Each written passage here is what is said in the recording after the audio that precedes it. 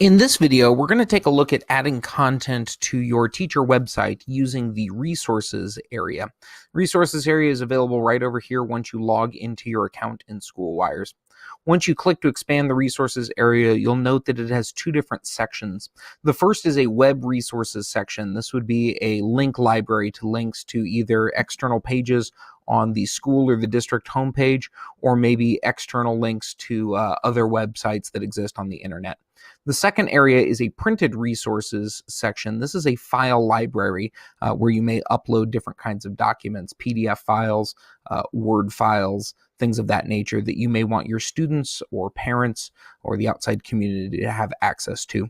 And both of these different sections in the resources page in SchoolWires, they are known as apps. So we have a site shortcuts app that we're using right here for our web resources, and a file library app that we're using for our printed resources. This app configuration comes as a standard default on each one of the teacher page configurations when you start to build your SchoolWires website. In additional videos, we'll show you how to customize these and make your own section configurations and things of that nature. But to get you started, we have these two sections that we'll explore today. Let's first take a look at the web resources section. This is where you'll put links to additional websites. You can edit it simply by hovering over that gray rectangle and then clicking the rectangle to go into edit mode.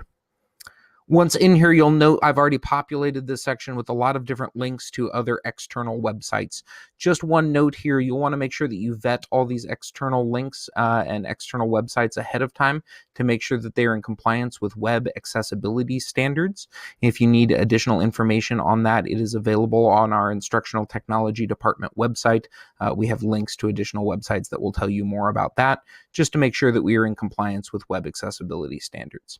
So each one of these links has been added here right now, and I want to show you how this menu works just a little bit. Up here at the top, you will see you have a green New Link button. This is what we'll utilize in just a second to create a new link and add it to this library. And once you have a bunch of links added in here, you can also use the Organize Links button to organize your links and sort them in a variety of ways. The first thing we'd like to do is go ahead and add a new link. So I'm going to click this green New Link button. When doing so, it launches this submenu here for us to be able to start to import the link. This box up at the top, link text, you'll notice that there is a red triangle up there. Again, this denotes a mandatory field. This is where you'll put the name of the link in. So we're going to create a link today to Common Sense Media.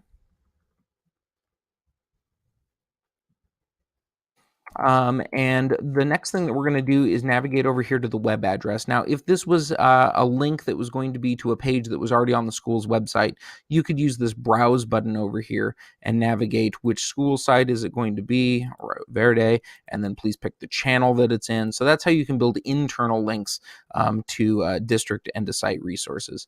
Instead, I'm going to click cancel here. What I want to do is I want to link now to an external website somewhere else. So if you know it, you can type it into this toolbar right here.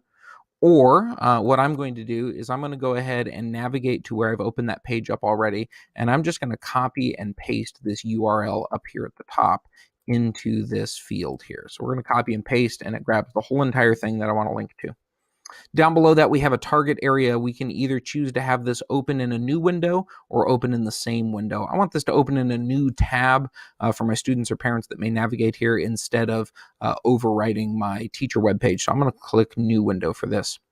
The tooltip field is an area where you can add instructions. These will pop up whenever somebody hovers over the link. So if when the mouse is hovering over the link, you want it to just display the name of the link, you can do so here, or maybe it displays some instructions, click to navigate, or maybe you have a website where the name is not fully representative of what that is. So you may have the name like Mathia or something like that. And down here for tooltip, you might want to say online interactive math tutorial program, something of that nature. Also down here at the bottom, you also have a parent links section. This is what you can utilize if you want to nest certain websites within other websites in terms of how they display on your page. And we'll talk about that more in just a minute. All right, that's all the information that I want to add at this time. So I'm going to click the Save button. And you'll notice it now adds up to the top of my list a link to Common Sense Media. So that's the link that we have displayed right now. I'm going to now navigate to the website and take a look at what this link looks like on the website. So when I click View Website, it will launch a little preview window of what the website looks like. Here's our About page that we built last month. Now we're in the resources area. This is what we're going to be looking at today. So when I click resources, you will note all of those links that I created are all listed here, including the brand new one that I created to Common Sense Media. So if somebody were to click this link, it would just open up in a new tab, that Common Sense Media page that we added in today. The next thing that I want to show you in here is an additional feature that you can employ with with all of the different links that you create. Maybe you don't want the link to be text, and instead you'd like the link to display a graphic, kind of like a button to press instead. Let me show you how to do that. I'm going to do that over here for this link to desmos.com. We're just going to click the edit field here. And what it does is it brings up that original menu. So if I want to make modifications here, I'm welcome to do so. One of the things we haven't talked about yet are these tabs up here at the top, including this imagery tab. If you click imagery, you'll note that you can include a link image to replace the Desmos text that's displaying on the page. So I'm going to go ahead and do that right now. I'm going to start by browsing to my desktop. I want to upload an image that I already have saved on my desktop. So once I do this, I'll note over here on my desktop that I do have this Desmos logo saved already. So I'm going to click OK on that, and I'm going to continue. And what it's going to do is it's going to import this logo in for me that I can now have display on my page and link to this website. This is entirely too large, though. It's not going to fit well within the page. So I'm going to modify the pixels ahead of time. I want to shrink this thing down and make the height only 100 pixels, so it's a little bit more reasonable.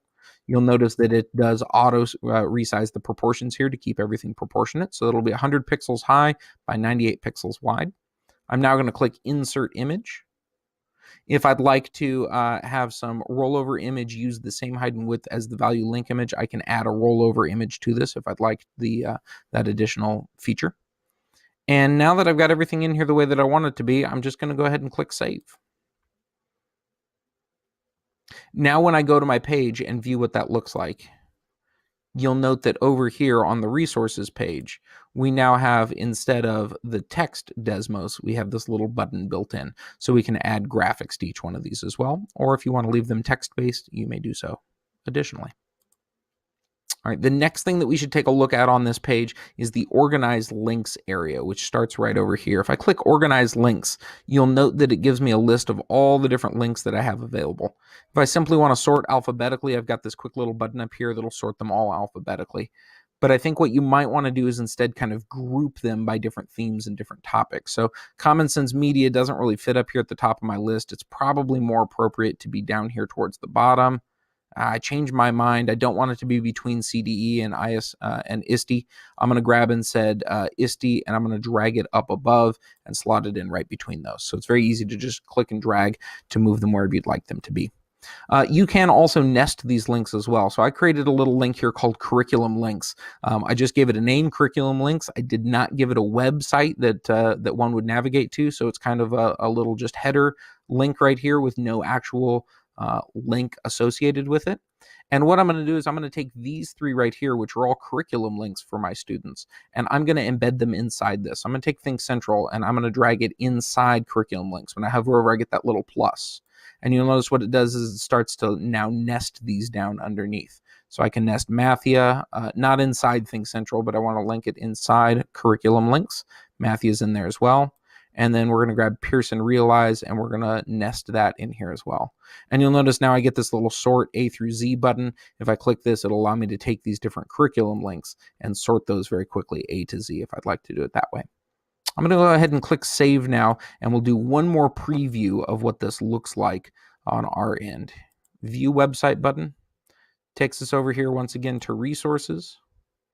And inside here, we've got our Desmos image up at the top. Discovery Education is right here. And then inside curriculum links, we have Mathia, Pearson Realize, and Think Central. If we click this little minus, it collapses that menu or expands that menu.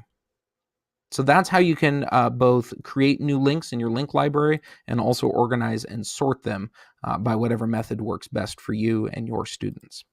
I do want to point out one other thing over here in the curriculum links area. If I click edit on this, you'll notice it's just called curriculum links, but there is no web address associated here because it's not a navigation point. I'm just going to use it to organize everything else. And I also turned on auto expand. So when you load this page, it automatically shows all the pages nested underneath it. If I didn't want it to do that automatically, I could turn this off, and then you would just have to click the plus next to curriculum links to expand to that area. So you've got that option built into this as well.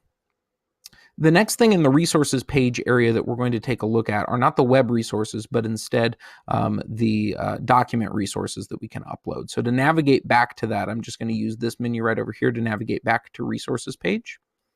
And now I'm going to get into the printed resources area again, just by putting my mouse over it and then clicking that rectangle. You'll see in here in my file library, I've already uploaded 4 different files that are available for my students. I want to first show you how to add a new file into this, and then we'll talk about sorting files in just a second.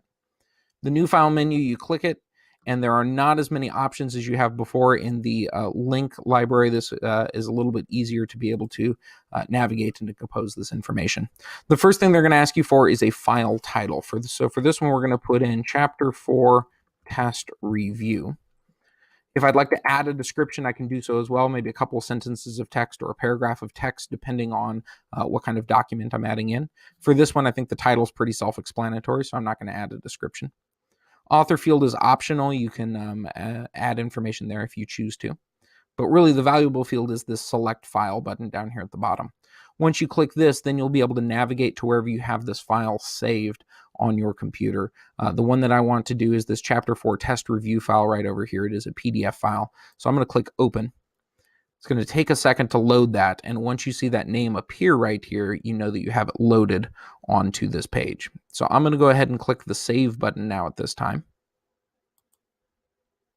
And you'll notice that that Chapter 4 test review appears up here at the top of the list. I don't want this to appear at the top of the list, though. I'm kind of working sequentially, so I'm going to use this Sort Files button over here, and I'm instead going to choose to take this and drag it down and sort this down at the very bottom of the list. Click Save. That works just like the link library does as well. And then the last thing I need to do on this page is to go to View Website and just see what this looks like. So again, I'm going to go to the Resources library. Over here at the top, since the first app I have is the link library, that appears up here at the top. And down below it, these are the files that I have added into the file library. And you'll note it takes a variety of different file types. We have both PowerPoints in here, PDFs in here, as well as Word files. So all of these will display with whatever name you've typed, then the file extension here, the size of the file, and then a little note about when it was last modified or edited. So this is built in. It comes pre-built for you in each one of the teacher profile pages that you get. Every time a teacher section is created, you'll get this resources section by default. You can additionally go back in here and edit the way that this works, add additional apps, remove additional apps, change the layout of all of this, and we'll be covering that in future videos. But for now, to get you started, you can use a couple of these pre-built sections to start adding or migrating content to your page. Thank you very much.